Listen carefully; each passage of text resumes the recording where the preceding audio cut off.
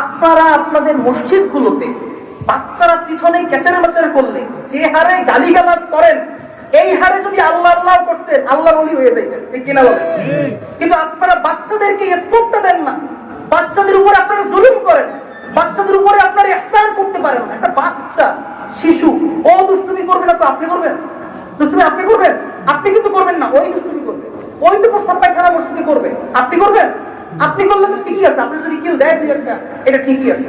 বাচ্চাদের এই অত্যাচারটা আমাদের সহ্য করে নিতে হবে। বাচ্চারা যদি মসজিদে না আসে, আগামী প্রজন্ম অন্ধকার, আগামী প্রজন্ম কি অন্ধকার। এই যে আপনারা মুরব্বীরা স্বাভাবিকভাবে আমরা যেটা বুঝি যে আমরা আজকে আছি কালকে কি মরে যাব, আপনাদের শূন্যস্থানগুলো কিন্তু পূরণ করতে হবে। আপনাদের শূন্যস্থানগুলো পূরণ করবে কারা? যুবকরা। আপনাদের শূন্যস্থানগুলো পূরণ করবে কারা? আপনাদের নাতিরা, আপনাদের বাচ্চারা। কিন্তু তাদেরকে তো আপনারা আনেন নাই, তাদেরকে আনেন নাই, তাদেরকে ঘুম পড়াইয়া রাইখা তারপর আসছে যে বাচ্চাটারে ঘুম পড়াইয়া তারপরে মাহফিলে যাব, তাই না? এরকম চিন্তা আমরা করি। অথচ উচিত ছিল ওকে আজকে আসরের পরেই ঘুম পড়ায় দেওয়া বা জোহরের পরে ঘুম পড়ায় দেওয়া, যে তোরে নিয়ে আজকে তারপরে কোথায় যাব? মাহফিলে যাব।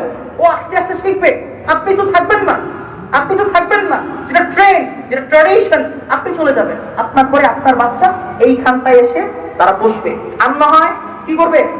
কদিন পরে সেটাকে বেদাত বলবে। বেদাত এগুলো কি? বেদাত। আমাদের দেশে আসলে এখন এরকম কিছু গ্রুপ, সবকিছু বেদাত, সবকিছু কি বেদাত, সব বেদাত। অতএব সে কিন্তু ইউটিউব দেখে ইসলাম শিখবে, সে কিন্তু ফেসবুক থেকে ইসলাম শিখবে, সে আপনারও বেদাত বলবে যে আমার বাপ দাদা 14 কিছু সব বেদাত করে গেছে। তার মানে বাচ্চাদের প্রতি ইহসান করতে হবে।